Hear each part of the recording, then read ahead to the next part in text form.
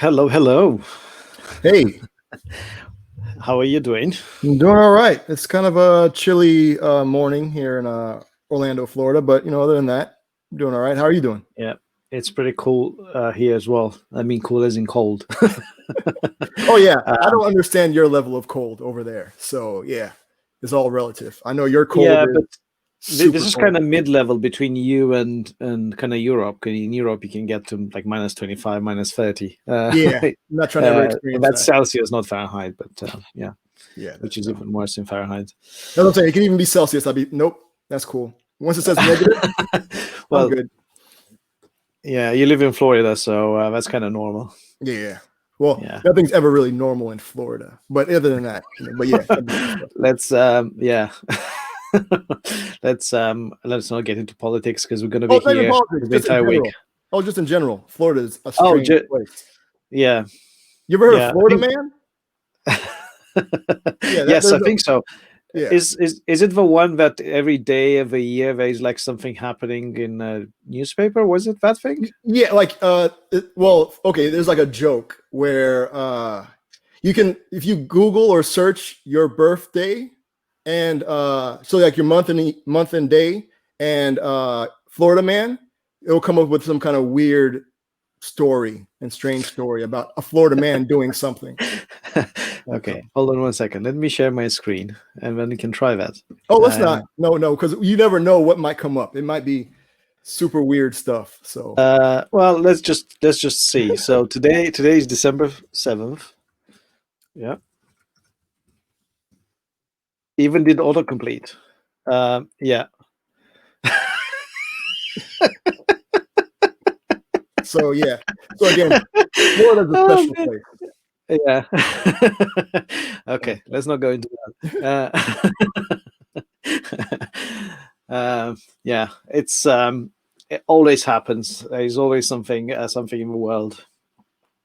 Amazing. How was last week for you? Doing pretty well. Like been adding some I stuff think to there's the something with your connection because I can't really hear you. It sounds robotic. Is it just me, chat, or is Oh it no, just? it's probably me. But hey, everybody, if you can't hear me. Yeah, no, it's good. It's just at times it becomes very, very robotic, and then it stops sharing the screen. I mean, the screen freezes. Oh, when you speak of Florida Man, it's like the boogeyman, kind of like Right. starts messing with your internet and stuff. So never speak of Florida Man. Yeah, yeah. I got some changes in my setup as well. So compared to last week, I got we were talking just now. I got the green screen over blue screen up. Actually, let me try something. Doesn't they have a green screen, right? What's it called? StreamYard. Oh, I have no clue. Yeah. So let me try this. Oh wow. Okay, nice. Oh yeah. Yeah. Actually, hold on a second. I can't hear you, so you have to bear with me. Oh wow. Okay. Actually, hold on. Oh, see, you froze. Okay, we go. Yeah. Yeah. Wow. Okay.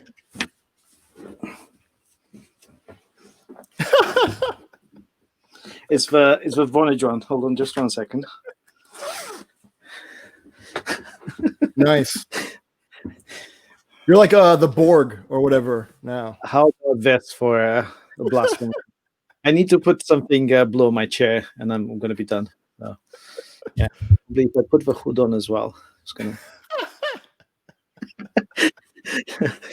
And which Star Trek is that? That's That's not, I know, but like there's like a different it's actually not the Enterprise. It's not the Enterprise. It's the first one. It's the very first the Enterprise one? had the benches with screens and stuff. Exactly, like where what's his name? He did the reading rainbow stuff. Jean-Luc Picard. No, and he had like the visor on. Geordi. Ah, Geordi. Yes, yeah. He was in Enterprise. Yeah, so there you go. I'm blue now. So I have a blue T-shirt. So I have a blue jumper as well. So just to kind of blend with the background. But it's amazing because you have all the different shadows and stuff in here, and it still kind of does it properly, right? Because it's a different there are different shades of blue. Yeah, they probably have the range pretty wide to where it'll probably accept pretty much any blue.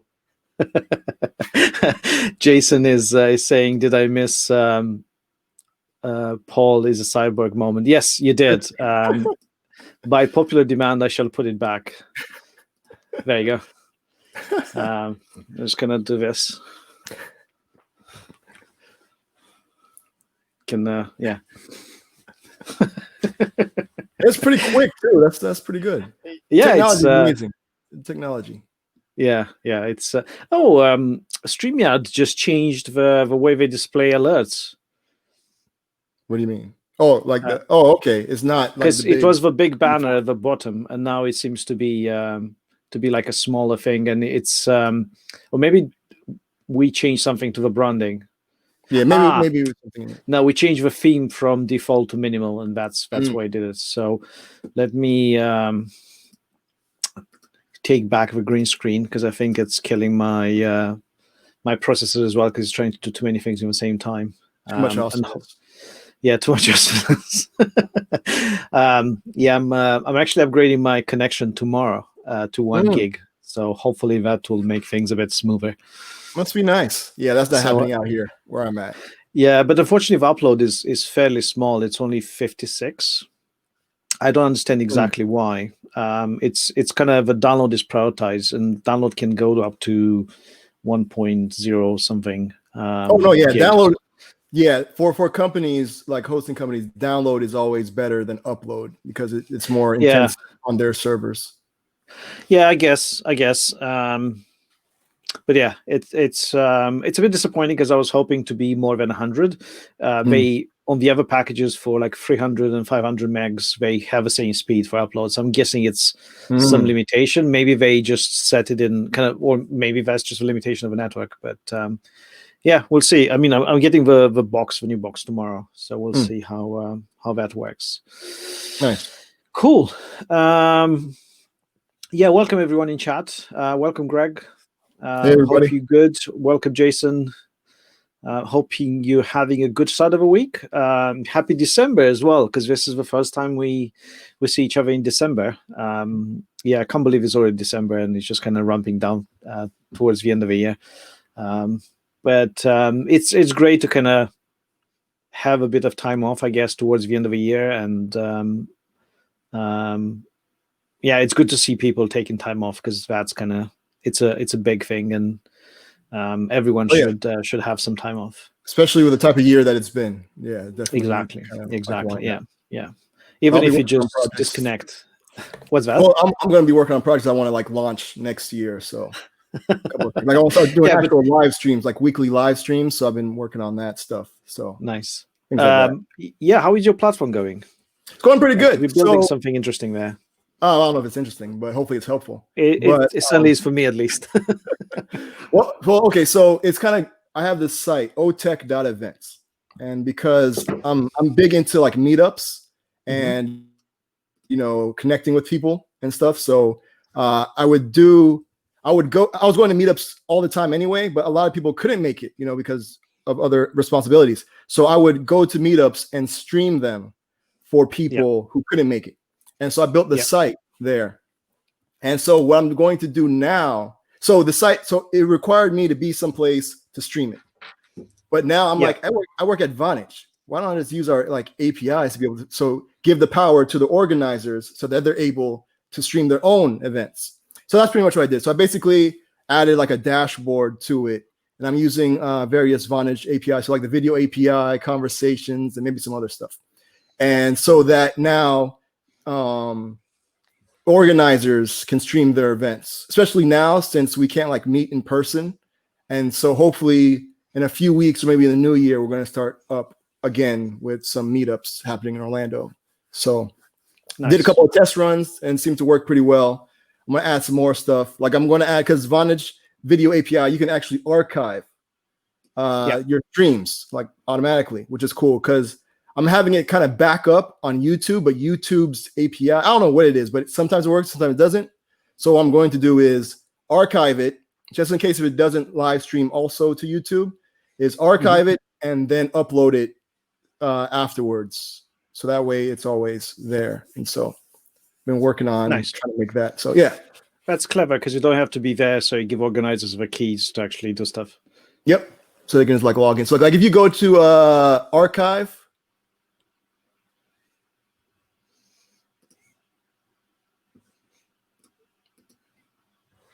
and then just like then you can just click that for the view more info for more information. Yeah. And you can see like the last one was like 2019. So and so that's like the video there. Oh, and it's funny because that's the thing I made for Vonage Versus, where you can call or text everything, and then there's like the details and map and stuff. And so so that's just something I made kind of. So that's pretty good. Yeah, give me just 1 second. I want to put some music on. I mean, you can keep talking. I thought I already had it going, but it looks like I didn't. So so next year I'm looking to maybe start streaming, like doing a weekly series, like on Sundays, where we're just kind of like working on stuff. And so it's not like the type of thing like where you watch somebody work on something, but you'll have you bring your own project that you want to work on. So it's kind of like an accountability thing. And so people can like log on and work on stuff and maybe ask questions and things. So so it's pretty cool. So working on that. That sounds good. And brilliant. I think I have the music going. Let's see. I don't hear anything yet. Is it happening? No, I don't hear anything yet. No. Is it playing for you or? So hold on. I think I may need to share a different thing. Hold on just 1 second. It does for me, yes. I think audio rather than the mic being the Rode podcast, I need to go through audio driver. Oh, there we go. Okay. Yeah. Is it too loud? So, well, you went down. Your audio like went down, so you might need to bring your audio up. Yeah. I think. Is it better now? The music just got louder, and you kind of stayed the same. Oh, okay. What about now? Yeah, that sounds fine. Like you can hear it kind of like faintly in the background. I don't know. Chat room. What do you all think? Yeah, I can always speak louder, I guess. But it's really weird because I can hear myself, and it's really strange. There's a thing where I forgot what it's called, but when you hear yourself, it kind of throws you off and to the point where you can't speak anymore because it's like hearing your own voice or something. Just 1 second because I'm changing things here. That's cool. And let's see. So for the site, I'm hoping to maybe open source it at some point so that other communities can use it as well. And so just kind of keep talking while Paul works on his end. And so just what's everybody else working on? What up, Sodipo? Sodipto. Yeah. I can take this off as well. So the dashboard is pretty cool. Can you hear me okay now? Kind of. Yes, but I don't hear the music though. You don't hear the music? I think, really. It's like super faint. Yeah, because it's starting a new song. So I think nice having the code. Okay, nice. What language, Jason? Nice. Okay, yeah, I can hear it now. But I can't hear the music at all for me. I'm not sure what's. Because I didn't tie it. Just. JavaScript. Okay, nice. How are you finding it? Have you done it before, or?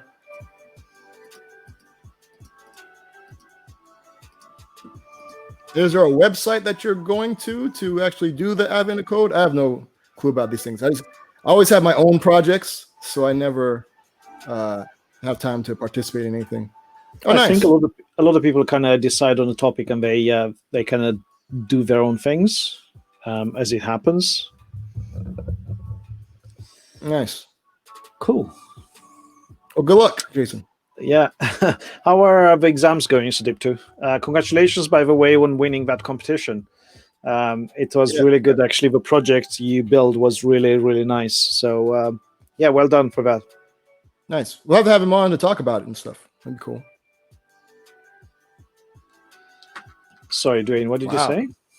Oh no, I was saying it'd be cool to maybe have Sudipto on to talk about his project and things. Yeah, I think actually his project probably works better on the low code stream that we're doing, because he did some of the low code stuff. Nice. And it's quite interesting to actually, because it fits like a glove in that. Jason is doing adventofcode.com. Nice. So adventofcode.com. Oops. Hey Marco.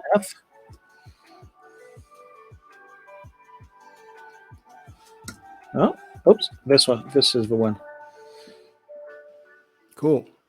Oh, so there are lots of different things. Oh, very nice. So could you like zoom in on that or something? Because the gray is like.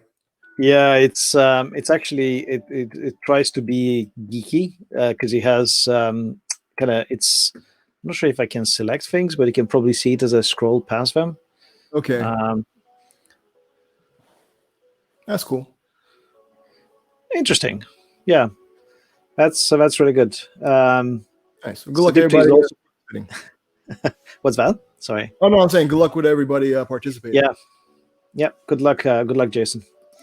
So Dipto is also putting together a new PC after a decade tonight. So your previous one was a decade old. Wow, that's an achievement.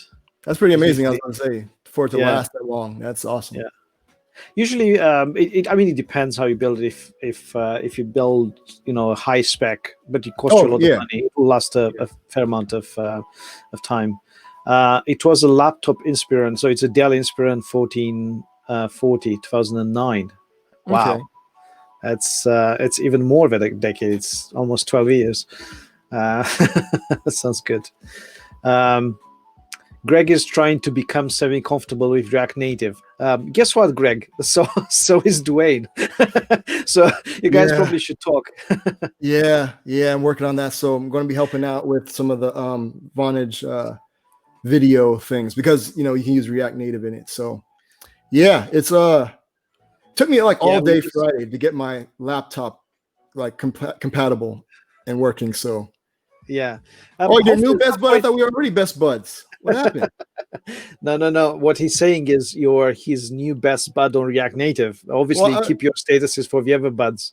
Oh, okay. Nice. As long as we were best buds before. Yeah.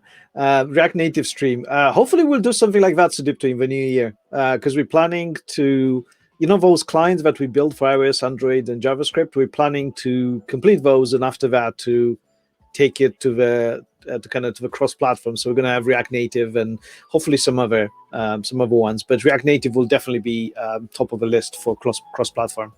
And I've just realized, because my new camera is on top of my screen, it moves a lot. Look at that. Oh, just as I move a table. It's on top of some books, and it just kind of anyway, hopefully it won't cause vertigo to anyone, but awesome. Cool. Shall we have a look at some code, Dwayne? Yeah, might as well. I guess we're here. Might as well. Yes. Yeah. Since we're here. Cool. So let's see. Did you want to take down Sudipto's? Oh yes.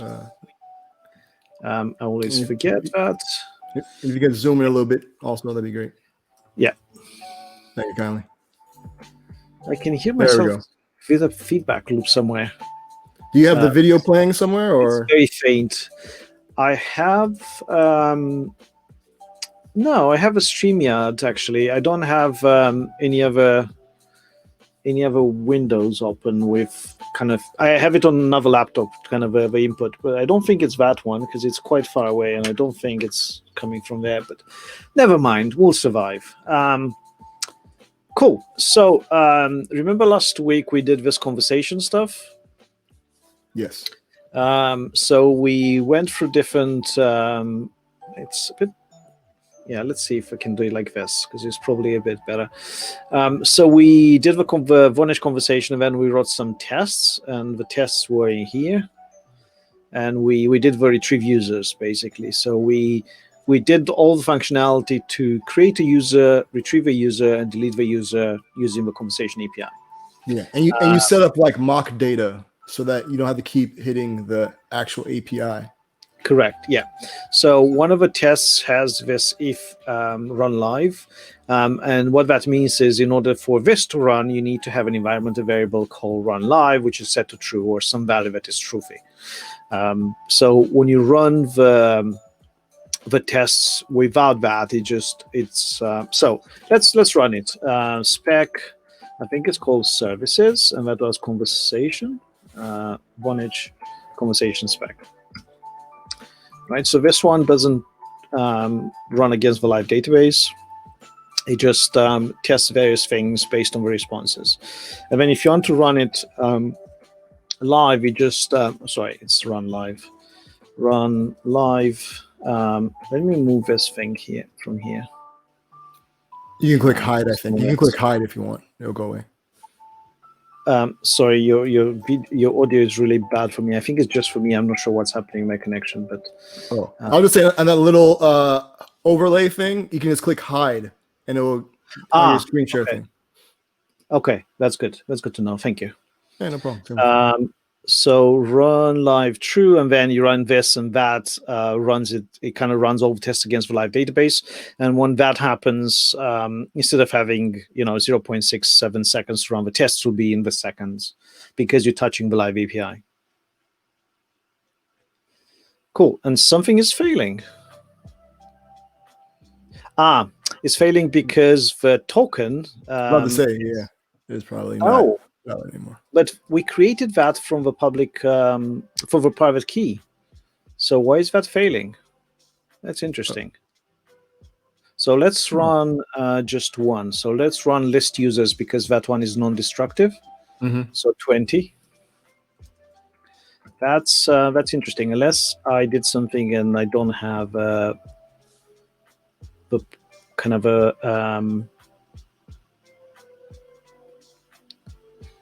net connection not allowed. Get users. You can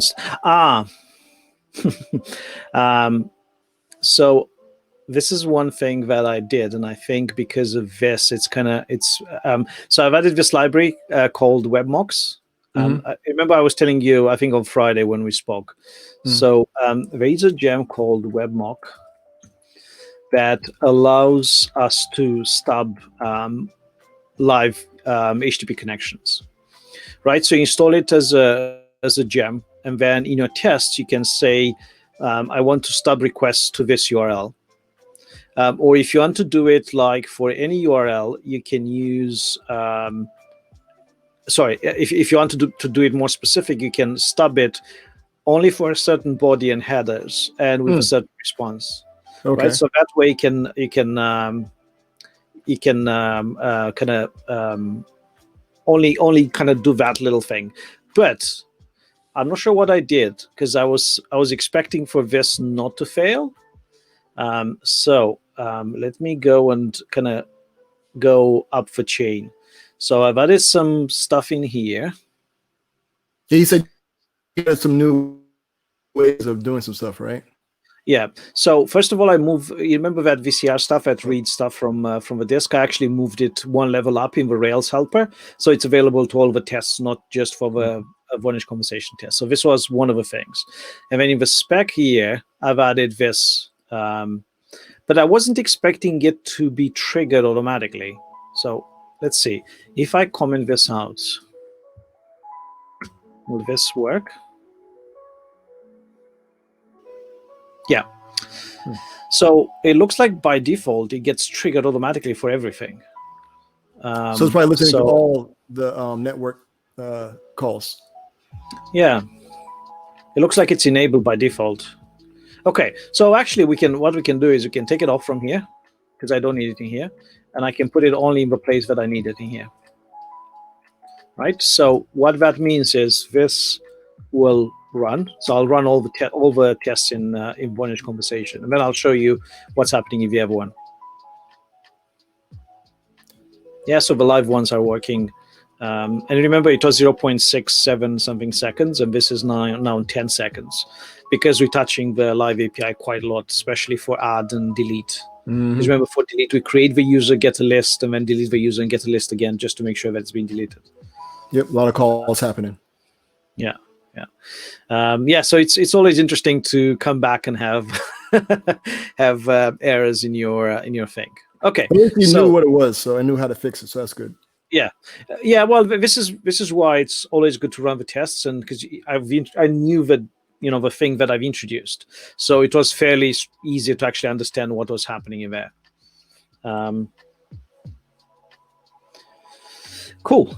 So what I did also, since we have the users, I said, well, let's just start actually building those API endpoints, right? So what I did is I created two routes here, one for sign up and one for login. This is based on the companion document. Remember the one we reference all the time.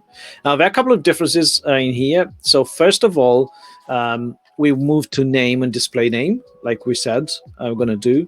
And then we return the token. And then I went a bit further. And I said, well, actually not for sign up, but for login, which is kind of similar. But so I thought, since we need the list of users and the list of conversations when you log in, why not just do all of that in one go? Why do you have to do separate API requests to actually get the users and get the conversations, right? So rather than doing 3 API requests, you're just going to do one. Log in, you get the JWT, and then in here, and then you get the users. And eventually you're going to have the conversations here. So this is the stuff that changed compared to the previous one. So in here we'll have, so I'm going to do this. Oops. So this will be conversations. And we just being agile, right? So we're adding things, and I'm going to add, this will be one of the conversations. So I'm going to put it in here.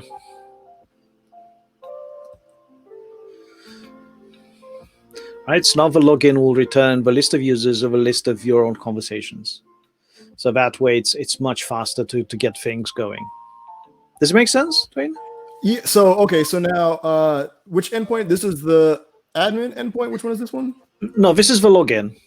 Okay. And the sign up will work in exactly the same way. So in fact, I'm going to copy this, and I'm going to put it on the sign up as well. So now, when a person logs in to their account, is it, which users are they getting? They're getting like all the users, or it gets all the users in the system apart from themselves. Okay. And then the conversation. So effectively, what I'm taking the output from /users and /conversations that we said we're going to do before, and I'm merging that into both the login and the sign up. Okay. So that way you don't have to do 3 API requests; you just do one. Okay. But if you need to update the list of users at any point or update the conversations, you can still do that. So that will still work. Cool. Does it make sense? Yeah. So what I'm trying to do, and this is why I think it's being an iOS developer previously, it's easy for me to understand the needs. In mobile development, you kind of try to minimize network requests and try to minimize the use of radio. Kind of breaking up. I don't know if it's just for me or you're kind of breaking up your audio. It's most likely me. Or it could probably be me too, because my again, my internet is there's one way to find out. I'm gonna look up.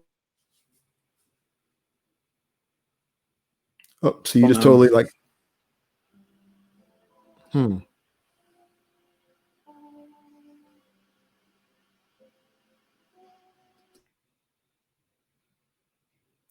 Chat? How's everybody? Hey, Data Chief, thanks for following. So, are we still streaming, or because Paul for me froze? I don't know about anybody else. So, if anybody that's out there could let us know. Okay, you can hear me. All right. So maybe it's Paul. It's because if we're going through Paul, how are you still hearing me? Okay, Paul is coming back. Okay, cool. The stream is still going. Great. So you have me to deal with, I guess. So how's everybody doing? Has anybody ever done anything with Ruby on Rails before? Oh, okay. It's just me huge now. Okay, all right. So yeah.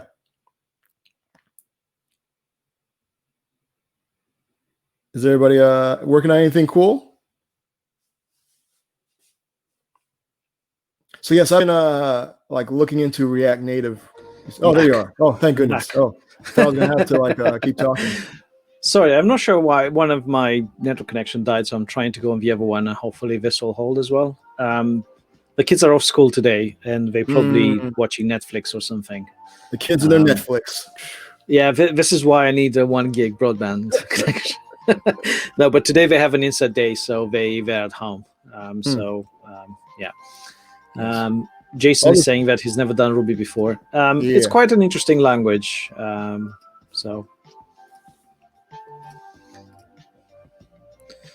Yeah, I've never done it either, so this is a learning experience for all of us. Yeah. So does this make sense, Dwayne, what we were saying about the conversation and users? Yeah, because, okay, so the chat app, when you log into the chat app, you're going to see everybody that's like available or what have you, right? And then we'll be able to... Yeah, you're going to see actually what you're going to see. You're going to see the conversations that you have going. Yes. And then when you try to create a new conversation, you're going to see everyone available because you'll be able to create a new conversation with someone that you don't have a conversation with already. Cool. Right? So you'll need to do some filtering in there. So in that conversations, it's going to be everything that that person is a part of that logged in. Correct. Yeah. Okay. Cool. Yeah. So that means that you'll get it in the same output. It's not a lot of extra data because in terms of payload, it's probably in the kilobytes. But one thing on mobile devices, I'm not sure if you heard this before I got disconnected. One thing in mobile devices, you try to minimize the amount of network connections you have and the amount of kind of work that the radio does, because that's the part that consumes most of the battery. It's not the screen; it's actually the radio. So this is why if you go into an area that has really patchy phone coverage, your battery dies much faster because it tries to connect all the time and just kind of goes in overdrive. So this is the reasoning behind wanting this in the sign up and login. Makes sense. Because in like same thing with like the web, we try to have like with service workers and try to cache as much as possible to kind of keep the network request calls down. Yeah, exactly. So obviously you can improve this, and you can create a WebSocket, and you can do a WebSocket connection. And that way you don't have to do that handover. Not handover, but handshake. Because I think when you connect through HTTPS, when you don't have a WebSocket, the whole initial thing, it's about 1K that you need to do it on every single connection. So even if you pass just a 200, for example, or 201, or some sort of response with no data, you still spend that amount of traffic because you do the handshaking when you initialize the connection. Does it make sense? Makes sense. Cool. Okay. So let's. So that was the idea behind it. So what I did is I went in here and created two different routes. I created just the sign up and login for now. I'll deal with users and the connections in a while. And they all both go to the same controller, and they go to different methods in that controller. Right? Okay. So then in the controller, which is this auth controller, I have two methods. One is sign up, and one is login. So login, I didn't get to it yet. I'm in the sign up. So in the sign up, what I did. To that previous one. If you go back to that, the routes, I think it was. Yeah. So so the that says as sign up. It says post to and as. Okay. Yeah. Like the font technically was here. Technically here you don't need the as, because you don't reference them in code. Usually you put as in here. So in your views, you can reference that path as sign up path like that. Or if you want the URL, you can say sign up URL. Otherwise, you'll have to use kind of a whole thing, and it's a bit harder to read. Okay. Especially when you have longer paths. Now, Ruby does some clever stuff when you deal with resources, when it creates automatically the CRUD kind of paths. But in this case, it's easy just to put it like that. yeah, actually, just to avoid confusion, I'm going to take them off. I get into the habit of putting them in case I need to reference them in the code, but I don't need them here. So this will do the trick.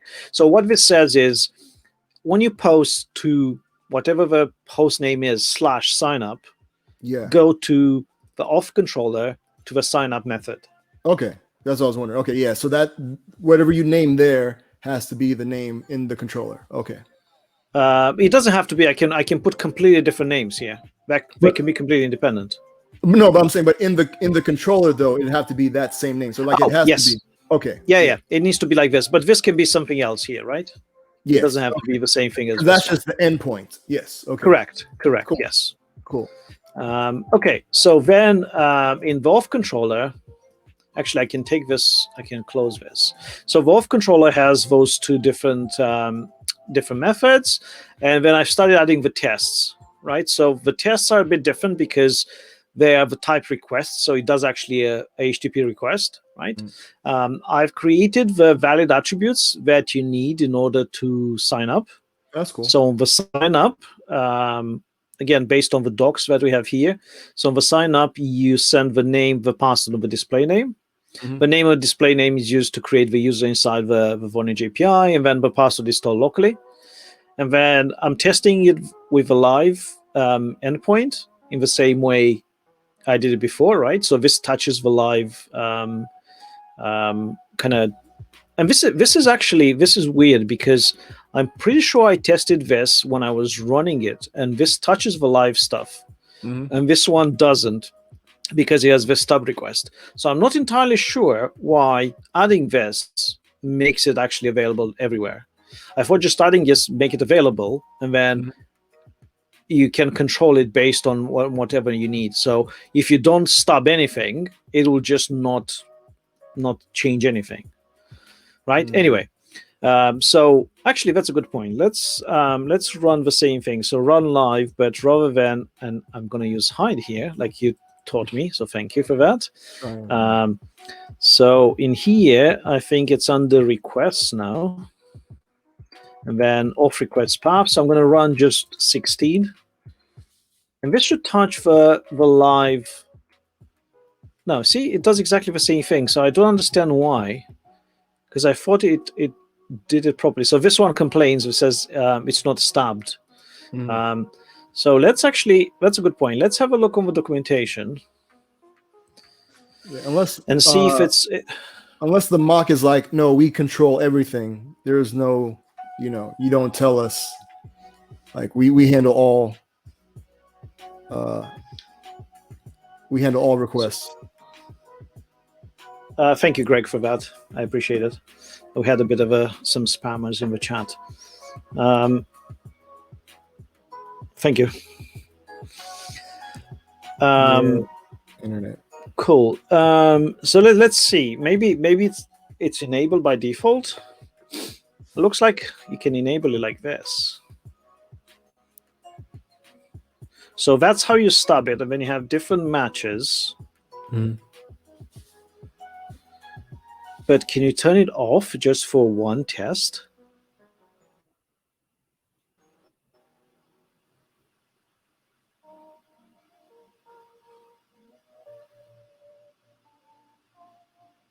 It doesn't look like.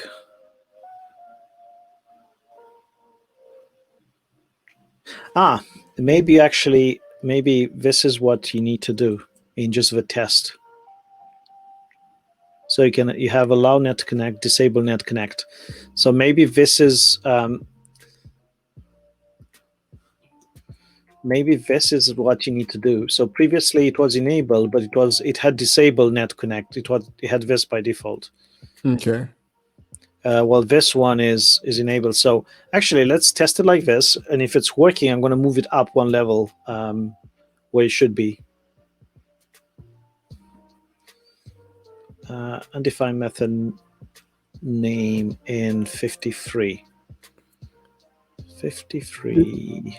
Oh, I think it said something about. I think that it was already here. created. It was here. No, it's this one here. Yeah, because it doesn't have .name because this is a dictionary, so it's actually so But why is it? Oh, because 16 now is a different thing, right? So it's 17. That's why I run all the tests. It didn't run only the one that we wanted because I added that extra line at the top. Yeah. So this seems to work. So that means what we need to do is if we take this and put it back inside the spec helper here, where it was initially, right? Oops, I have it twice here. Yep. So what this means is it will allow us to do network connections unless we stub it on purpose. Cool. Which is kind of what we want, right?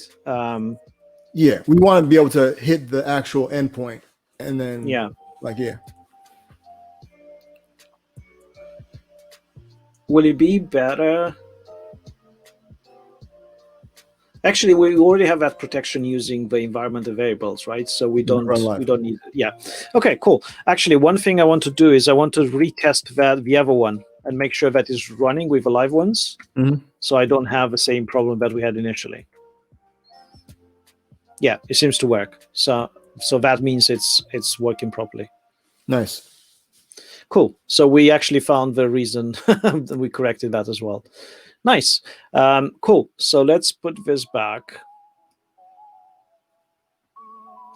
So the run live means it posts to the sign up path with the valid parameters. It doesn't kind of stub any of the API requests. So that means that user is making it all the way to the live database. To the live API. And then it returns the user, and it makes sure that it gets the name of the display name in the user itself, right? So it doesn't look at the response because we're testing that in a different one. We just want to make sure that the whole connection works. Yeah, we got to remember when. Yeah, so in sign up here, we actually do the Vonage new create user thing. This is another thing that I'm not sure, because initially we had Vonage, we have create users as a method class rather than an object class. A method class, a static method. So I'm not sure if I wanted the normal method on that one, but I mean it's just an extra .new. I'm not sure if it's that important. We can always create like a Vonage conversation here at the top and kind of reuse it inside. It doesn't really matter. But yeah, so that works. That's good. So what I'm going to do is I'm going to run guard again. If you remember guard from last time, every single time you save something, it reruns it. So I'll save this and make sure that is working. Okay. So what we did here is we stubbing that request, and the way I did it, and you'll notice that is not in quotes, is just in slashes like that. That's a regular expression in Ruby. So it means any path that has api.nextmo.com in it, I want to return this. Okay. So I didn't go specific because you can boggle yourself in details and just add extra code here. You could kind of test to see if you're hitting that API at all, or if you're hitting a different API. I'm not going to deal with that. So what I'm saying here is if my code sees a request to that URL, I'm going to return the create success. And remember, this one was that kind of static code that we had here, that JSON we saved. So we know for sure exactly what we're going to get back. Obviously, this doesn't touch the live API, but we know exactly what we're getting back. So that way we can test things. So we can test, for example, that. Another thing that I did here, and this is from, I think Xe told us last time that it can do expect to change, then do the change. So rather than recording the count at the beginning, do the operation and check the count at the end and see if it's incremented by 1, you can just create a block of code with the code that you want to run, and you say that before the difference between before you execute that code and after you execute that code, the user count needs to be changed by 1. It doesn't matter, from 4 to 5, 5 to 6. In our case, it'll always be 0 to 1 because the database gets cleared before each test.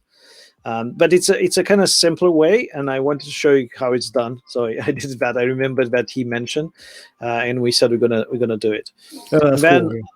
yeah, and then I'm looking at the user that I have in the database, and it's always I can actually put last, I guess, it doesn't matter in this case. If you don't specify a way to get the users, it will get the last one based on IDs. Okay. So in our case, it will always be the last one unless the user is already in the database, but that's a different scenario. Okay. And that needs to match exactly the stuff that we have in that JSON file. Yep. Okay. And then, okay, so did we discuss last time about authentication or not really? I don't think we've done I don't that think yet. we did. Okay. So, so one thing that we said we had in the gem file is that bcrypt stuff, if you remember. I think we spoke briefly about this. When we first installed it, yeah. Because we had to create that password field in the database, right? So what that does, it allows you to do this has secure password. Validation false means you don't have to have both password and password confirmation when you create the user.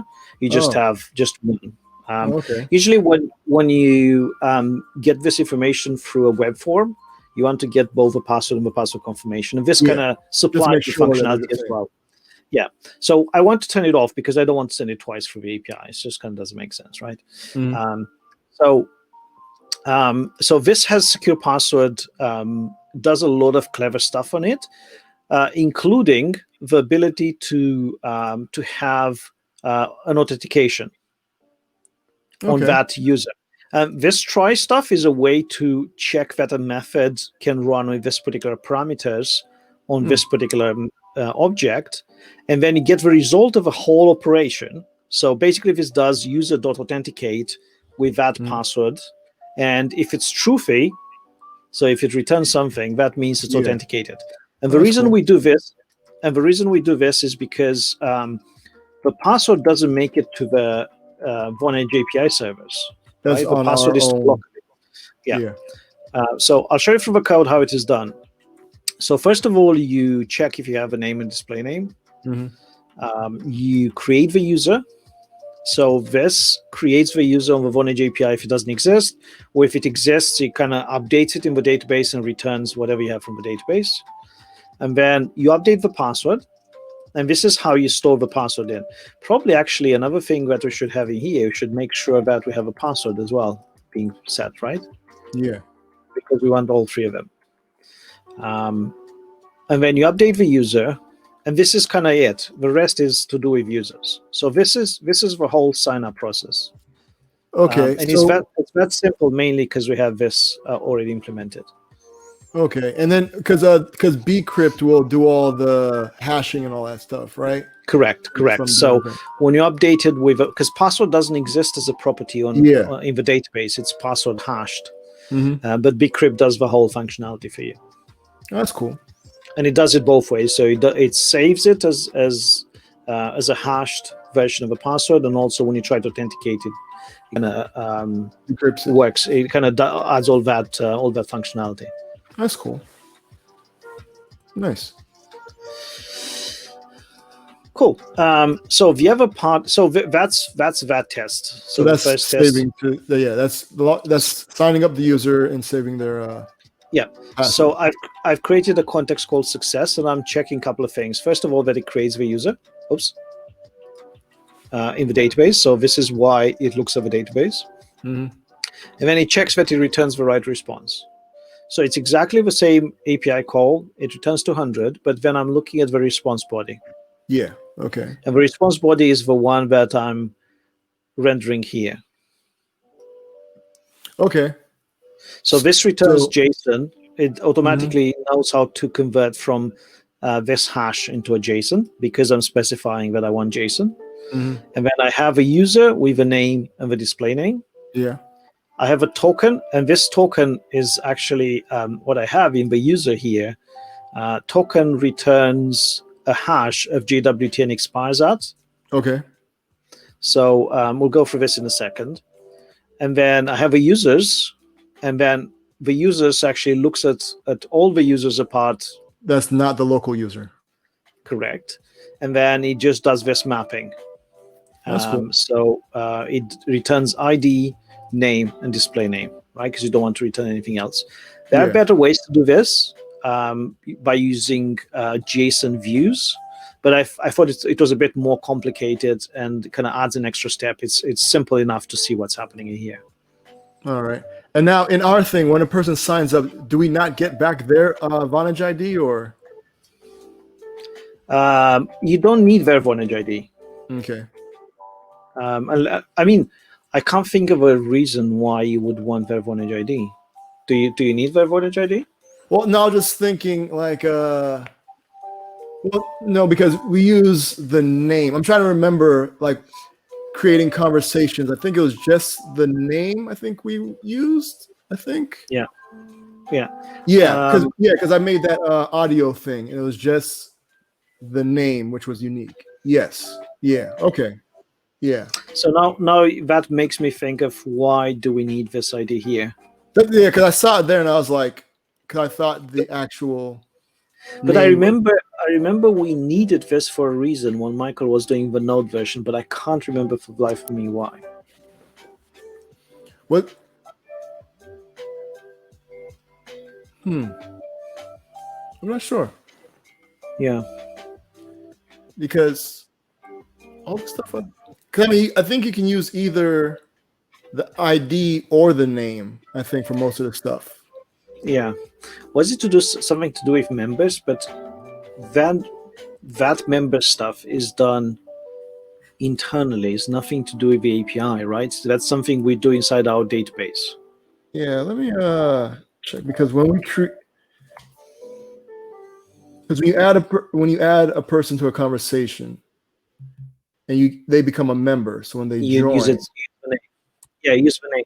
Actually, you can use both IDs and names now. That's what I'm saying. API, but but from the user perspective, I mean, if we give this API to a developer, it's probably easier to have just one single thing, right? Rather than saying, oh, you can either set the ID or the name. So I'm inclined to delete it from here and just leave a name of a display name. Okay. And see how that is going. So that means I'll need to update the API specs here to return just the name, because the user has just the name as well.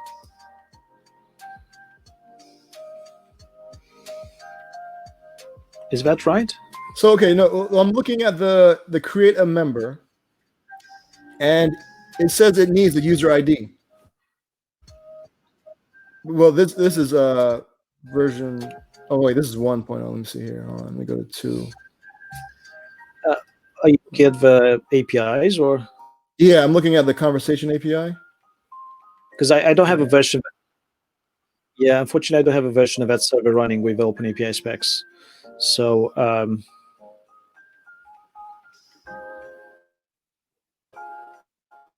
mean, tell you what, let's put IDs everywhere. Yeah, who's gonna stick it out? It's just a simple piece of information. It doesn't hurt to have it there. It's not that big of a deal. And since we're building this, and we can always take it away later on if we decide that we don't want it. So I'm going to have it in here, and also I'll add it in here. So this will be Vonage ID, because that's how it's stored in the database. Right. So what that means is in the tests, I would like to make sure we get the ID, and the ID will be the one that I'm getting here, right? This will be the ID, because that's the create success. Yeah. Okay. Cool. So that works. So we're checking the user, we're checking the token, and then we're checking that we're getting users.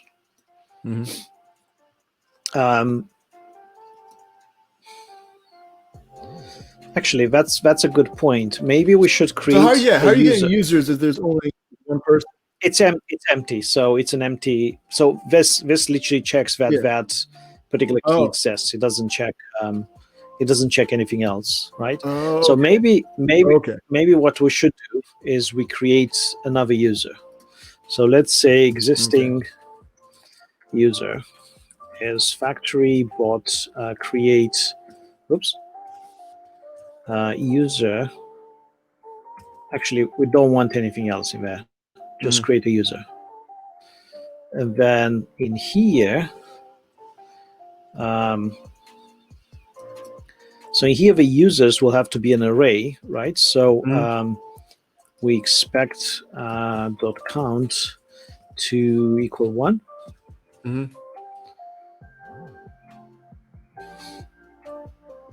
Okay. Cool. And then we can we can expect some of these as well. So I can get 3 of these and put them in here. But I want users, and I think I can do this, an ID, and this should be equal to existing user. Yeah. Dot ID. Vonage ID, because that's how it's stored in the database. Yeah. Actually, I'm going to delete this too, because it's much easier to copy and paste this one now, because I have all the details in here. So this will be the name. So name here, and then the display name. So this should do the trick. And obviously, the way we should do it is if we just comment out this thing. This will return an empty array. So this is just to validate the test, because you should always go through failure, then success, and then refactor, right? So that's how TDD works. Cool. So I think that's the sign up. Nice. Okay. Now, from our point of view, what's the difference between the sign up and the login? It's just. Well, now with the login, you're checking the password or whatever, right? Because like the sign up, you're setting the password. Login, you're checking to make sure that it's the same. It exists, right? Yeah. And it's the same thing that they typed in. So if it doesn't exist, what should we do? Because there are different things that can fail. One, the user exists, the password is wrong. The other one, the user doesn't exist. Should we create a user and just return it? See, yeah, I'm not. So that way, but you have a side effect, so I don't like it either. Yeah, I think I like to keep it sign up and log in, like two separate something things. failed here. Actually, I think it was okay. It's just I didn't rerun the tests. Yeah, I don't think you saved it. Yeah. So I think one thing I forgot to show you is this token stuff. And this is just how we generate JWTs from the command line, right? So it's the same thing. So I'm using the private key that I have environmental variable. I'm using the app ID, and then the name is the name of the user. Expires at, I'm making it 30 minutes. And this one is the ECL. And I'm encoding it. Yeah, I'm encoding it. I'm returning it as a hash, because that's how I pass it back to the user. Yep. Okay. Any questions in the chat? No. Cool. Yeah. So that was the idea behind token. Cool. Yeah, it looks good. And then in your test, you're actually breaking down the token. I think I saw, like, you're checking some things. No, I'm checking if they exist, if both of them exist. So I'm checking the token if it has the JWT and expire that. And expires that. Okay, yeah, cool. Yeah, and I'm not making any assumptions about them, so I'm just checking that they exist, nothing else. Okay. Yeah. Awesome. Okay. I think we're good with what sign up. So we can do the same thing for login. All right. So what I'll do is I'll have the same file open on the right, because I want to copy from one to the other, right? Like a good developer does. Yeah, because it's working similar, now. Yeah, it's just now you just got to check the actual password instead of setting it. Exactly. Yeah. So in here, I'm going to delete this. This is the default. It gets created when you generate controllers. Oh, that's cool. But I'm not going to use it, right? So same thing. We're going to create some info here. The other thing that we need to create is a user, right? So we need to create a user, and we need to set the password. Sorry, we need both the name. Actually, we don't need the display name here, right? We need just the name of the password. That's what the specs says. Yeah, and let's put it just name. So name and password. Okay. Okay, so we don't need the display name, but we need to create a user with that name. Oops. Actually, what we could do, we can do it the other way around, because it's can we? Because we wouldn't know the password unless we you tell have to create it beforehand. Yeah, so you have to create it and then match them. Yeah, we can actually do it like this. Password is a secure ID. And then we don't need valid parameter. Oops, but I can get the name from. Actually, I don't need the name either. I need the password, so I can do it like this.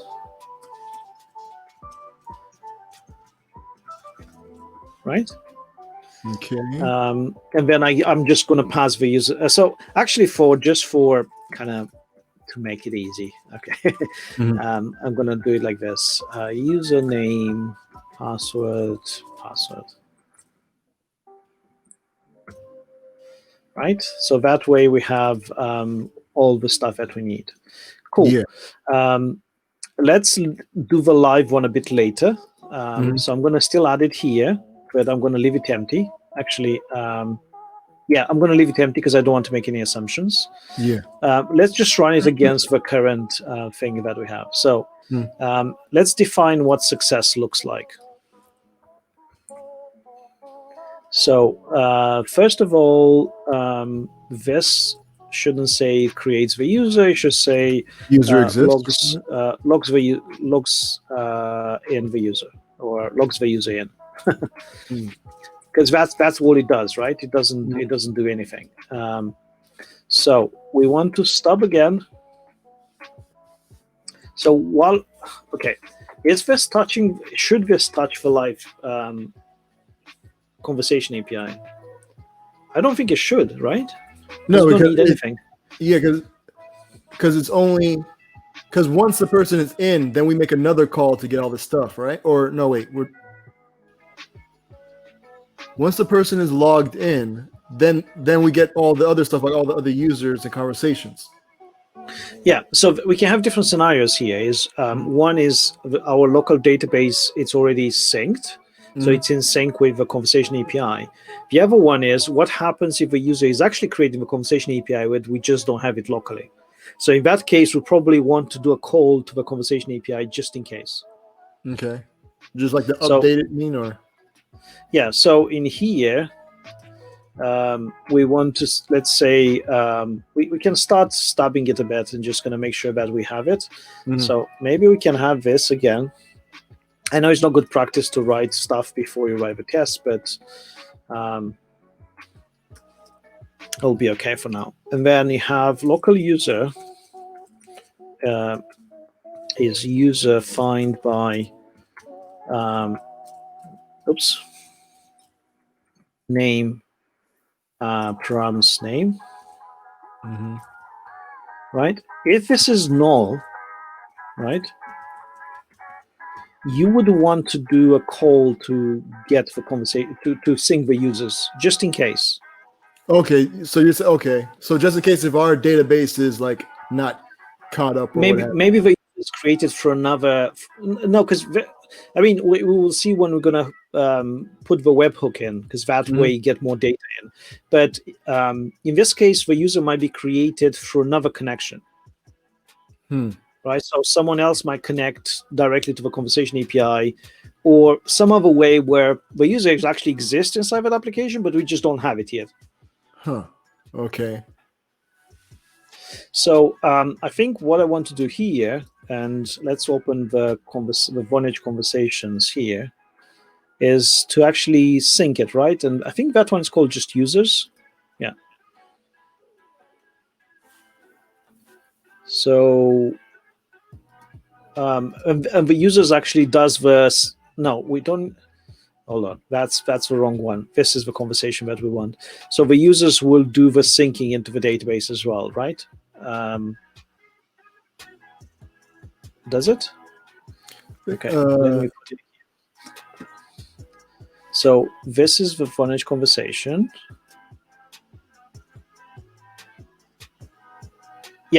Yeah, it does the syncing into the database. Oh, the user create. Okay. Yeah. Fine. Yeah. So so that means we can do Vonage. Oops. What's the name of this one? Vonage conversation new. Oops. Users, right? Mm-hmm. And then we're trying to get the local user again. And if now is null, so actually we can probably put it out. So now if it's null, we're returning an error. Okay. So we're returning a JSON, an empty JSON with status 400. Okay. Probably we should look at the specs and see what we return for errors. Yeah. Yeah, so we want something like this. Probably we should have done the same thing for the sign up. Now think of it. So, Oops, okay. Oh, yeah, you got to put that as, yeah. And so it'd be 403 status that you return, right? Did we say 403 here? Yeah. Yeah. Cool. So I'm guessing 403 is for unauthorized, but this is not really unauthorized. It just doesn't exist, right? So do we want to tell the user that? Maybe we should, just to make it friendlier. So I'm going to save this a bit here because we're going to use it in a while. I'm going to comment Yeah, you know, I'm just thinking about like bots or whatever, if they just kind of like keep trying until they find one that does work. But I agree with that. I don't think we need to worry about security much. Probably there are different ways to implement this. Nothing. What I have in mind is, what if someone tries to register multiple times and it gets invalid credentials? That leads to the kind of the conclusion that they already have an account, but they don't. Mm-hmm. So. Yeah. No such user. And then have 404. And this will say not found. And this should be off unauthorized. That's fine. Actually, no. It should not found. My God. Yeah, does it make sense? Yeah. Okay. So once we have this, we need to check if a password is valid, right? Mm-hmm. And we can do the same thing that we did in here. So the truthy stuff, remember that we had? Where is it? Oh yeah, with yeah, password. Yeah. Yeah. So we can even do that, or we can say if the user. Would that be local user or? Yeah, local user. Oh, okay. Yeah, because we don't have any other user anywhere. Yeah. And this will be params, and that will be passwords. So if it's not authenticated, we're just going to return this. Okay. Right. So we have render. Oops. JSON. Oh, we already have a JSON there. Excuse me. Thank you. Sorry, I didn't have time to mute myself. Oh, you're good. Everyone sneezes. True. It's a natural process. Okay, and then we return here. So that is when we can't authenticate the user, Otherwise, we return exactly the same thing as we have here. Like the user's in there, but it's the wrong password. Yeah.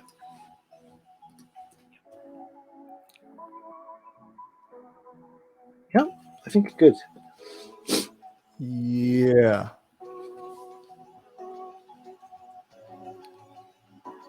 Okay, let's write some tests then, because I think Hey, real quick. So when someone signs up, they go into the application, right?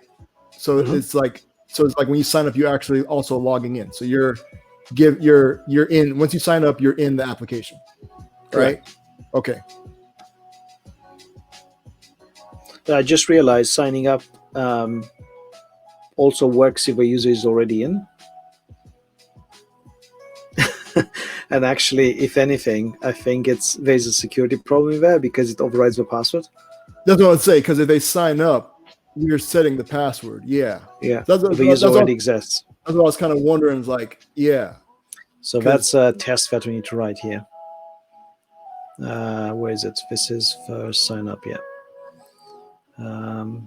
Bad data. Oops.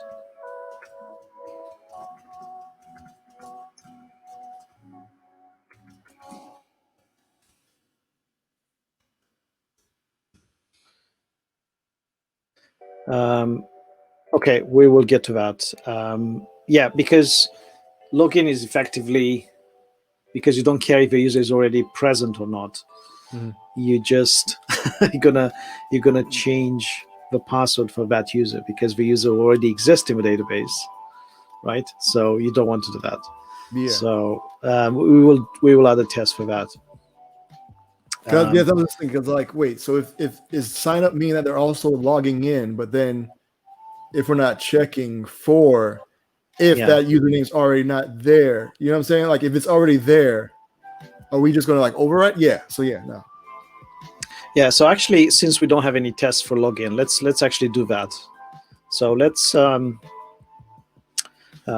it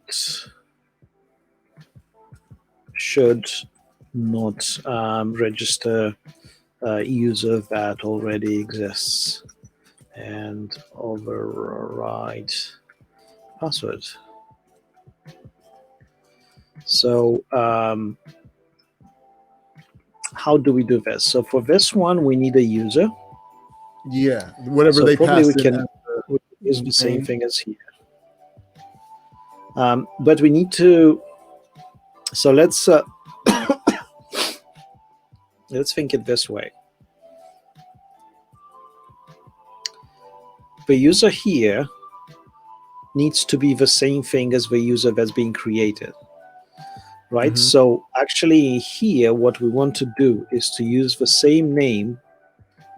So this is based on the name. So we want to use the same name that we get from the response. So this one. Okay. So that way, that user already exists, and we try to create it again.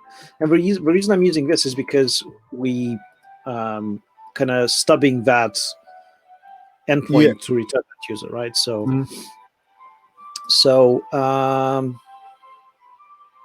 that should return 403, right? Okay. And it doesn't at the moment. So, hold on. When the So the way to fix this is in here. So the first thing we need to do is to get all the users again. Mm-hmm. So where did we get the users in here in the login? Users, This one. There you go. So we're going to do a call to get all the users. Mm-hmm. This will make it a bit slow. But I think for added security, it makes sense to have it like this here. Yeah. And also, you don't expect users to sign up all the time. The login is different. And the login, the only time we're going to get all the users is if it doesn't exist locally. That means it's an exception. But if a user uses the app multiple times, you shouldn't see any degradation in speed. Yeah, they'll be in the database, yeah. Yeah. And then if you have local user is user, find or something. Find by, yeah. find by name params name. So if local user, come on, this is where return the error, right? So return, render. So I'm going to return something. The 403 here from this one. And then, are you going to say like user already exists, or are you going to put? Okay. Yeah, because it's still unauthorized because we didn't expect that that thing to happen, right? And if it's not null, it gets created here and so on. So this should make the test pass. Yeah, let's see. Oops. Oh, something else happened.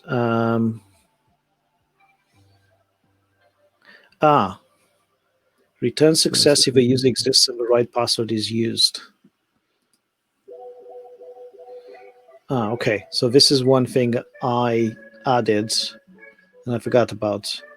So in my tests, I decided that if the user exists already and he has the right password in the database, I say, okay, fine. Okay. Only if it's the wrong database, if it's the wrong password, it will fail. So this is actually a very good scenario. The user is already signed up and they try to sign up again with exactly the same credentials. Should it fail or should it say that's fine? Yeah, see and that's what I was wondering about the sign up. Does sign up allow the person to log in right then and there? Like when you sign up, do you just log in then, or is there? Well, when you sign up, there is no concept of login because you were given the password, right? So when you sign up, you just save the password. You don't have something to validate it against. Yeah. So if you're signing up, then there's but okay. So that's the thing. Because then you would have to have something where if they sign up, and if it does exist, then you have to check the passwords. And if the passwords don't exist, this is what I'm. If the passwords don't match, I mean. Yeah. Okay, so this test is invalid as well because it says right password is used. There is no. I'm not setting the password here, so this should fail actually, if anything. Yeah, because you're not checking the password against the database thing. Okay, so is this failing? First of all, 89 is 89. 94 is failing. Okay, let's rerun the tests. Why is 89 failing? Expected for response to have status to. Okay, so this is failing in this 403. Okay, so I've created a user with that name. I'm stopping the response. You shouldn't get as far as the response anyway, so it doesn't really matter what this response is because it should short circuit here.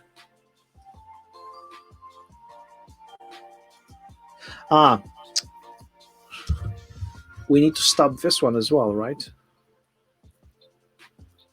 We need to stop. So this is a different API that we need to stop. So there are two different API calls in here. One is to create users, and one is to retrieve the users. And both of those kind of are the same thing at the moment, which is not good. Yeah. So let's zero. So let's do two stubs here. So one is, and I think it's VO3. So I think I need to use like this. The 03. This is messing up stuff because it's a regular expression. Yeah. So okay, so let's attempt to do it. So backslash like this, V O. I think it needs like this, 3. And then another backslash. Oh well, no, yeah, Like yeah, this, yeah. then users. Actually, let's open the conversation thing and see what we have. Yeah, it's this one. So it's the users. And this is a get. Actually, what we can do, we can stub a get and a post. So we don't need to worry about these things here. Okay. Oh, okay. Yeah. Because it has, we can differentiate based on. So I think it's somewhere here at the top. Like this. It's a post and a get, right? So this is any. Oh, look, there you go. So the get will return the list success. Yeah. And the post will return create success. Great success. Yeah. Okay. Okay. So let's see what this does. Okay, still failing because 403. So that means actually what I'll do is I'll just run just one test at a time and see what. Oops, not there. Here. Okay. So in here. So let's think it through. Name, display name, password. If local user is not null.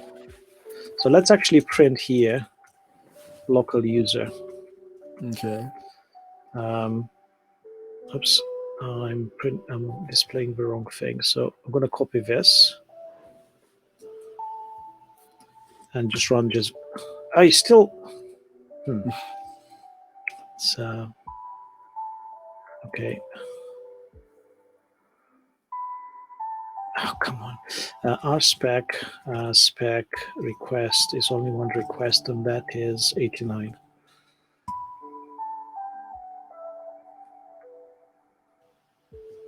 Okay, so the user is null. Why is the user null?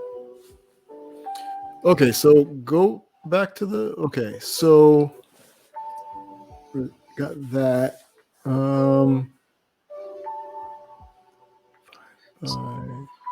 Ram's name. So the way we created is we created with this. And that's the name, right? Yeah. That's the name. Did I miss any characters? No, I think you just copied and pasted it. Yeah. Yeah. And in list success, so this is used. It's even more puzzling because this will create a user as well. Yeah. Right. Yeah, because it's when you pull it up, because you're pulling in the list of users which has that and anything, and then actually let's display all the users. Yeah.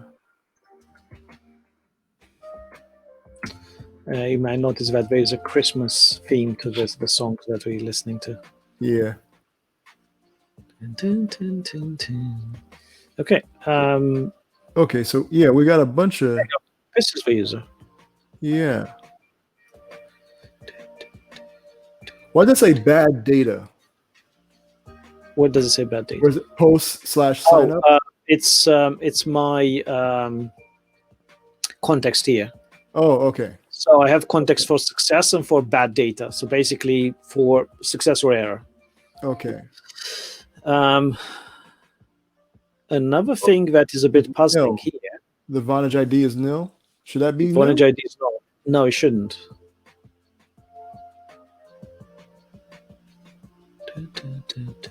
So when, because I expect this to be updated. So that means the Vonage.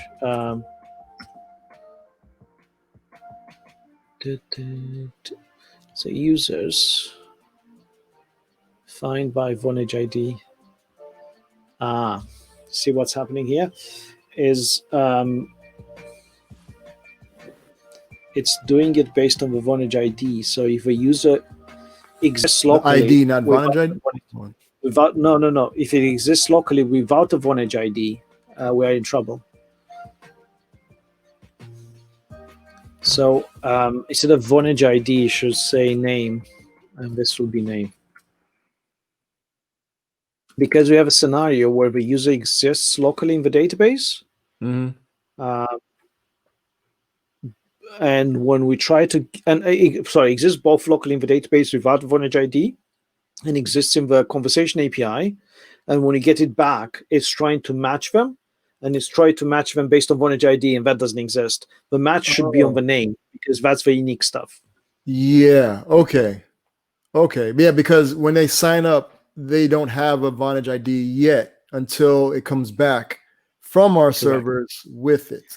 Yeah. Although we shouldn't create anything in our local database before we touch the conversation API.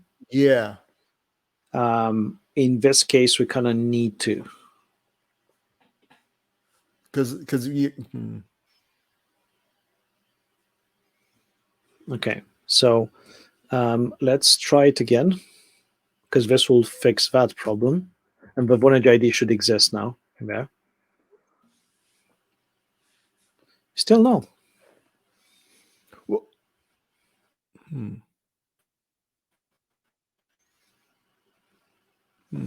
But does that mean this is created again?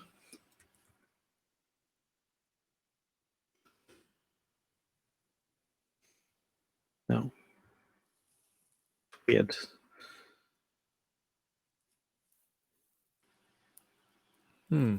Why is this null? So this is null here because we created one in the database, but we expect when we sync with the conversation API to actually get a Vonage ID here. So do we set it? That's the question. Do we, like, when it comes back, do we set the Vonage ID? Oh, that's a good point. Yes, that's a very good point. No, we don't. That's a very good point. Thank you. Vonage ID. Yeah, because I was testing the Vonage ID. I just assumed. Yeah, exactly. So now we didn't need actually the name here. Because the name will always be the same, right? Yeah, because the person put that in. Okay, so let's try that once more.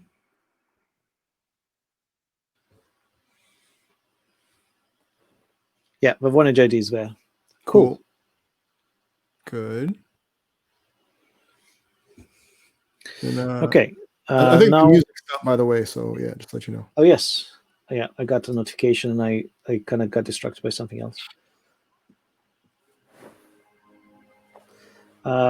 By the way, if you're looking to use music in your stream, there's this stream beats that is DRM free, not DRM, DMCA free.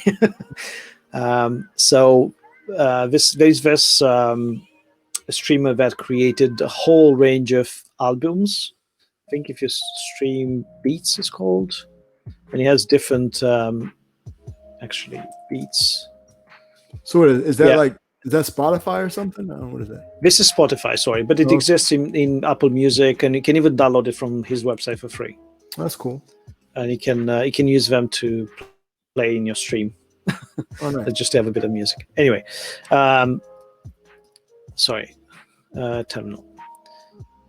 Okay, so we have a user, so now we happy with the synchronization, but it's still null, right? Why is it null? So then it should already exist. What's the name parameter that we're sending in?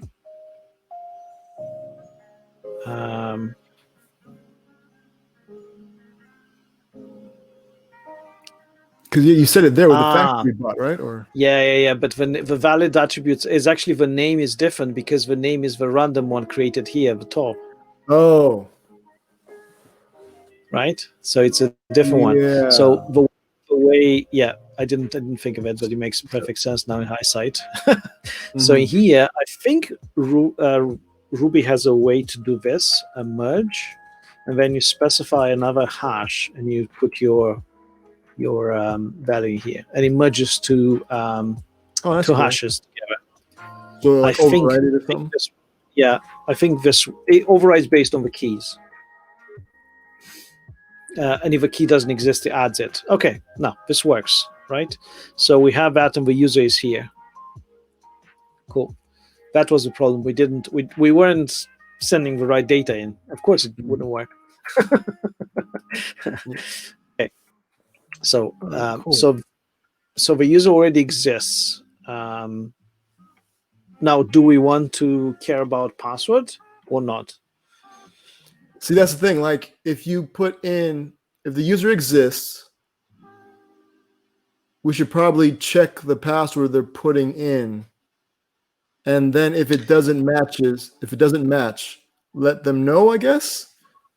Yeah, but then it just occurred to me now: isn't that functionality part of a login? Why do we duplicate it in the sign up? Why don't just say you already logged in? Yeah.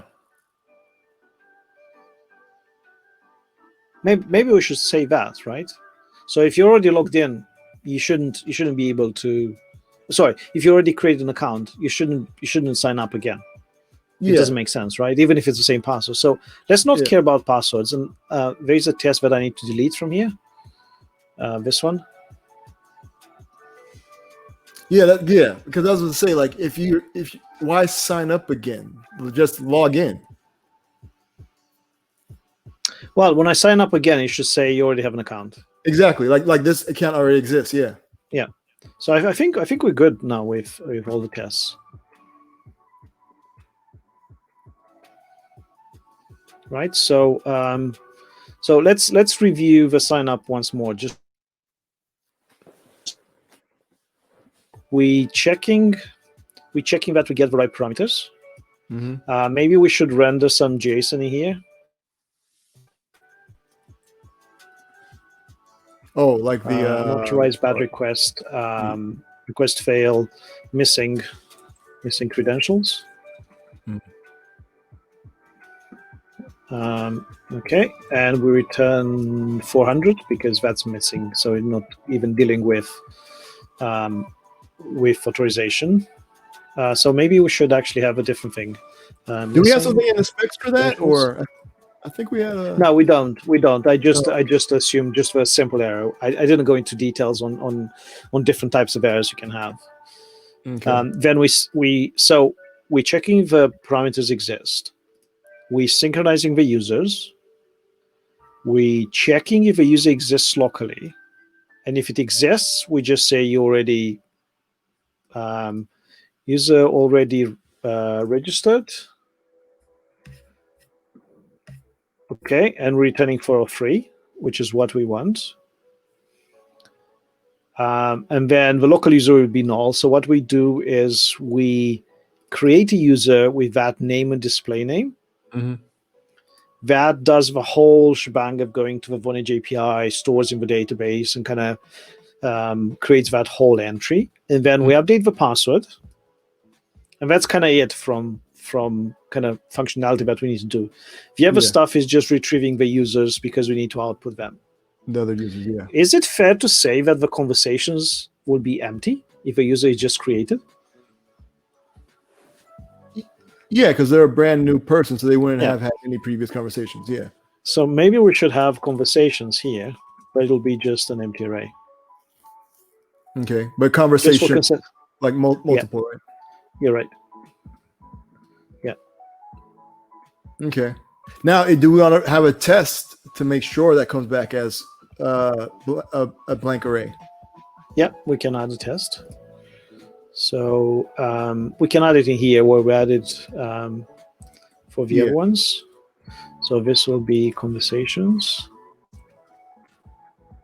And this will be 0, right? So we test again. Oops. Okay. I think I've noticed that the color was different here. So I think it's something I did here that didn't like it. Yeah, like that. So you need to put that colon next to it because it's a symbol in Ruby. There you go. I'm not sure. Okay. Yeah. So I think sign up is all good. Nice. Yeah, I feel good about that. Yeah, I think we went quite a long way, right? So we happy with how it's going. Yeah. Cool. So and we got so login maybe we basically, right? Yeah, we have a login done, but we don't have we don't have a Like test. that. So maybe we should copy some of this test from here. Mm-hmm. So let's see what we have. Unfortunately, I have a meeting in 15 minutes that I can't miss. So we won't be able to stay a bit longer. But so logs the user in. This one is any, and it returns the list, right? Because this one, if you remember the login, we synchronizing the users here. We're not creating any users or anything. So we just want to stub. Maybe we should even get more specific and do it like this, get, just to be safe. Yeah, you're right. Yeah. And returns that. So we have the user created, and we have valid attributes, the name of the password, so that should work. Mm-hmm. So we expect this is see, this is the sign up path I was telling you about. Yeah. So it'd be login path or something. Yeah. With valid attributes, but we don't expect the user count to be increased by 1. We expect it to be increased by 0, right? Yeah, because and we don't need this anymore. We just expect it to return 200. So we checking that it returns 200, and it doesn't create another user. Exactly. Yeah, and you can check the response in the same test. But what I tend to do is just create another one, because it gives you, so one checks. Oops, oh bugger. Sorry. It's hopefully I'm not getting anyone dizzy. There are not too many lines of text, and it's very easy to overscroll. Mm-hmm. So in here, returns the right response, right? So we don't need the existing user, because that's what we're doing here. Mm-hmm. We have the list successes here. We posting to the login path. We make sure that it's 200, and then that's a good point. We need to make sure that the user exists in the database, right? So we can't. So let's go back.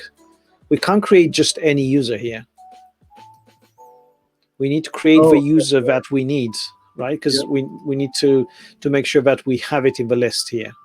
Yeah, so just for fun, let's actually use the second one, right? Because it doesn't need to be the first one anymore. Exactly. So the password is there, and then this will be, actually what we can do is we can do it like this, so it's easier to read. So this will be the Vonage ID, right? And this will be the name. Let's put it like this, and then the display name. And yeah, that's kind of a user, right?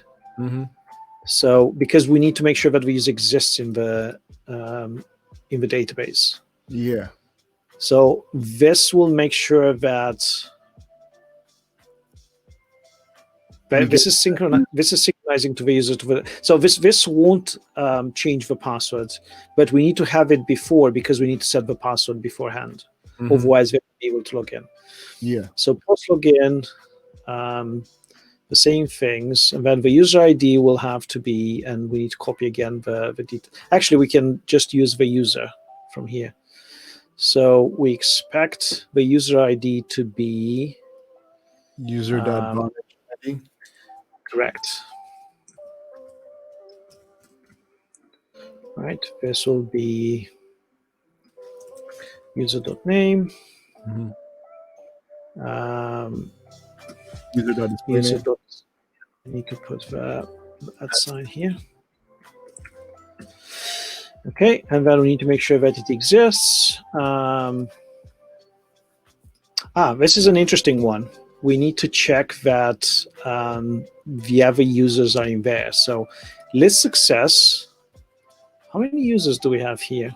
Actually, what I can do is I can search for this. So we have 5 users in here. Mhm. So that means that our users should have 4. Yeah, because it's everybody but you. And I can't predict kind of which one will be the first, right? And I can't predict the conversations because that's part of a different thing. Yeah, And we don't have it yet. because Maybe you're we can logged, have you could be. Well, you can check to see if it's there. inside the yeah, that's a good point. So Whether it's so let's say in it, that's another other thing. users. That's a very good point, and we should do that. So sorry, my 10 minutes gone. Let's do this and then no, it's okay, don't worry. So let's actually test it up to here and see if it's working. Okay.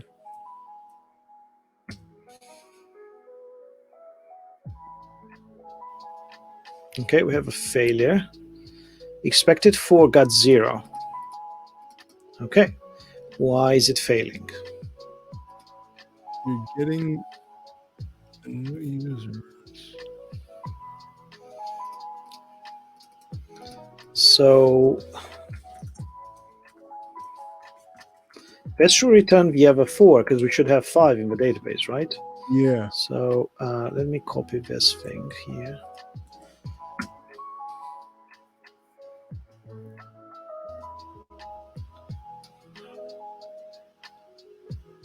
Yeah. Nothing in the database?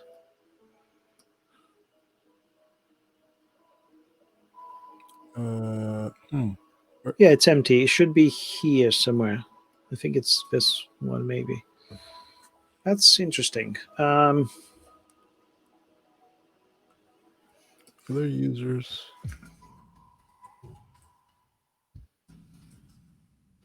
Okay. Let's keep testing. Okay. So we have a user, but it's empty. The other one is empty. Yeah. Huh. Okay, let's do another one and put user all.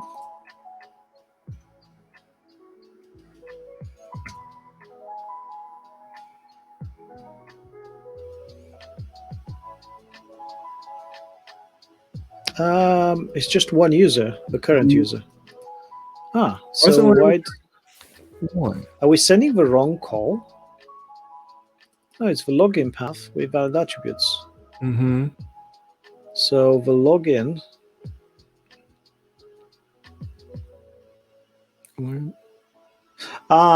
It only synchronizes the user if the user doesn't exist. Oh, okay. So that means we can't test. But okay.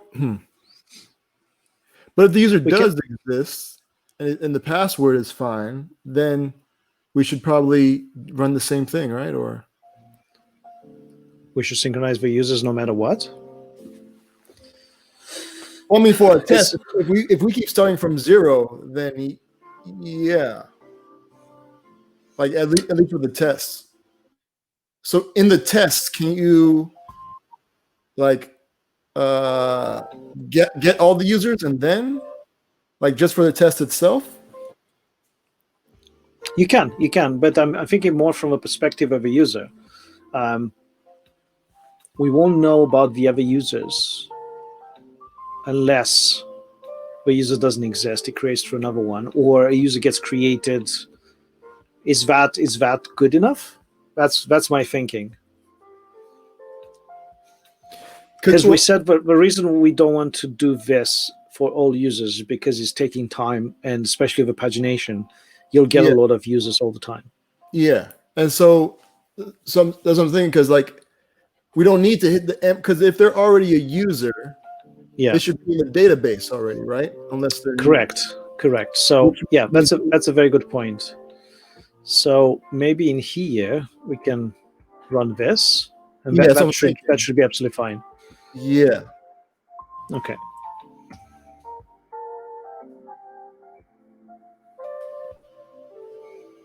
Got 19. What happened here? Oh, did we clear? Oh, you know why?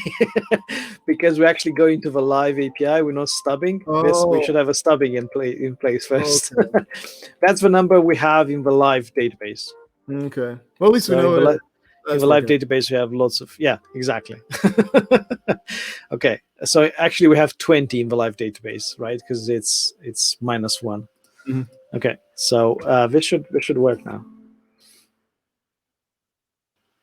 Yeah. Woo. Let's Cool. stop before anything else. Yeah. Yeah, this is actually really good. I'm really enjoying actually thinking through it. Let me take this off. It's really interesting, especially running scenarios and kind of thinking in terms of trade-offs and whatnot. That's cool. Yeah, it's been pretty good. Thank you for this, Dwayne. No, thank you for having me. You know, it's yeah. Unfortunately, I can't miss the next meeting. It's quite an important one, but yeah, it's been really good. Hopefully, people in the chat had fun. People watching, thank you so much for staying with us. Do you want to talk about what's enjoyable? It's what else we've got coming up on the Vonage Twitch channel this week? Oh yes, yeah, that's a very good point. Let's do that quick. But yeah, thanks everybody for coming out. I think we got a few more what do they call them on Twitch? Followers or something? Subscribers? No, probably subscribers. I think. Let's call them friends. Friends. Yes. I certainly agree with that. And shouts to What's the Matter You? That's an awesome name. Said thanks. So, yeah, we're here. Twitchies. Yeah, Twitches. Yes, I like that. Yeah. Maybe we should Twix as we Twitch on the streams. That'd be awesome. Yeah, so in terms of streams this week, we have Michael is back tomorrow. Zooming on. Is that working? Oops, I'm zooming the wrong window. Here you go. There we go. So Michael is back with Mistakes Were Made, adding AR to WebRTC sessions. And then we have a developer drop-in with Lorna on Wednesday. And then on Thursday, Lauren learns things with Laura. Nice. And then the same thing next week, and then it's Christmas, and then it's 2021, and hopefully it'll be better than this one. So let's not jinx it. We'll just let's not jinx it. Yeah. But we will be back next week with the same. I probably should update the description. We'll be back with continuing on this thing. So if you, I'm going to continue developing this on my personal Twitch stream as well. So if you want to join is twitch.tv/Pardell, Pardl. You can certainly join me there. I stream on Tuesday and Thursdays from 10 p.m. UK time. I'm going to continue work on this for both of my streams this week, and then kind of it'll make it a bit faster on this stream. And then I'm going to continue on that next week. And my plan is to have all the Ruby kind of Rails companion done by the end of the year. So coming January, we can start integrating it into the clients. And maybe after that, we can go back to the Node version and do the Node version as well. That'll be really good as well. Cool. Dwayne, thank you so much for your time again. No, thank you. Always a pleasure. always good to see you. Yeah, and you too? We have our one-on-one later, so yeah, we'll be talking again. We do. So I'll give you my thanks in the one-to-ones. Yeah. Myself and Dwayne work in the same team, and we have a lot of meetings, kind of one-to-ones. So it's we speak a lot throughout the week, which is good. Yeah, it's always good. Okay. Sounds good. Thank you very much, everyone. Have an amazing day. Have an amazing week. Enjoy December, and catch you next week and in the other streams. All right. Thanks, y'all. All the best. See you. Bye-bye. Be easy. Be safe. Bye.